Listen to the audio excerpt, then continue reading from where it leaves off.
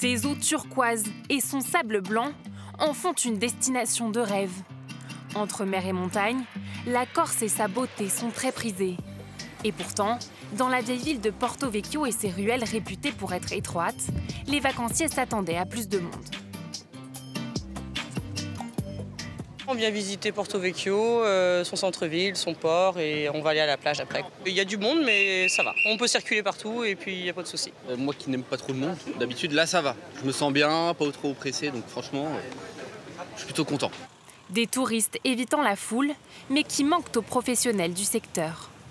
En bord de mer, cette restauratrice constate des changements d'habitude. On voit qu'il n'y a pas le surplus de monde qu'il y avait avant. Les gens, oui, mangent un petit peu à la plage, mais ils font surtout des petits pique-niques et ils mangent un sandwich vite fait. Donc c'est vrai que les restaurants passent un petit peu après.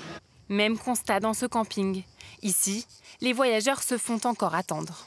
Normalement, ces 2 emplacements sont réservés pour les camping-cars. Normalement, je dois refuser des camping-cars en saison. Là, venez. Les emplacements derrière pour les tentes, pareil.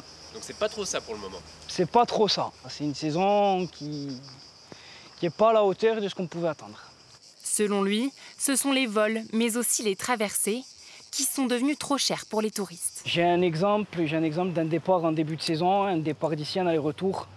En début de saison, à 1 300 €, une personne, une cabine, une voiture, pour une traversée. Il y a peu de monde qui peuvent se le permettre. Depuis 2 ans, la fréquentation sur l'île de Beauté est en baisse. Le pic touristique est espéré en août par les professionnels.